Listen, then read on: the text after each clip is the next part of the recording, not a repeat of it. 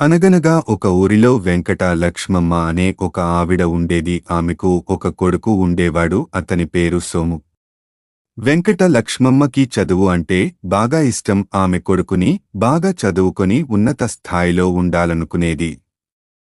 తన తోటి మిత్రులంతా ఈపాటికి పనిచేస్తూ డబ్బులు సంపాదిస్తున్నారు. అప్పుడు సోము కూడా డబ్బుల కోసం అని ఒక పెద్ద షోరూంలో పనికి జాయిన్ అయ్యాడు. ఒకరోజు సోము ఎండలో ఎంతో పనిచేసి మేనేజర్ రూంలో చల్లగా ఉందని సోఫాలో కూర్చున్నాడు. ఇంతలో వచ్చిన మేనేజర్ అది చూసి, నీ మొహానికి ఏసీ కావాలా? నువ్వెంత, నీ బతుకెంత, వెళ్ళి మంచినీళ్లు తీసుకొని రా అని తిట్టాడు. అప్పుడు సోముకి ఎంతో బాధేసింది. అప్పుడు తన తల్లి మాటలు గుర్తుకొచ్చాయి. ఎందుకు చదువుకోమన్నదో అర్థమైంది.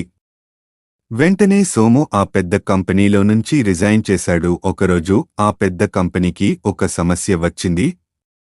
ఆ సమస్య నుంచి బయటపడాలంటే ఒక పెద్ద లాయర్ అవసరం అయింది. అప్పుడు ఆ ఊర్లోనే పెద్ద లాయర్ ఆ కంపెనీకి పిలవడం జరిగింది.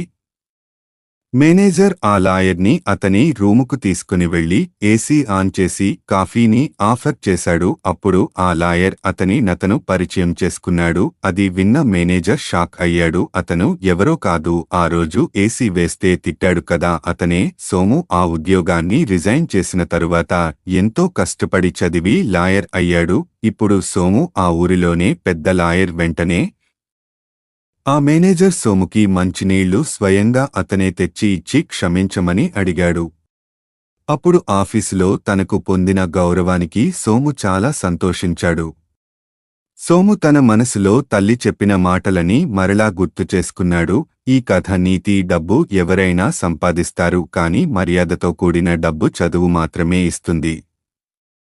ప్రతి ఒక్కరూ తల్లిదండ్రుల మాటలు వింటూ ఉన్నత చదువులు చదివితే సమాజంలో గౌరవం, గుర్తింపు దక్కుతాయి. ఈ వీడియో నచ్చినట్లయితే మా ఛానల్కి సబ్స్క్రైబ్ చేయండి.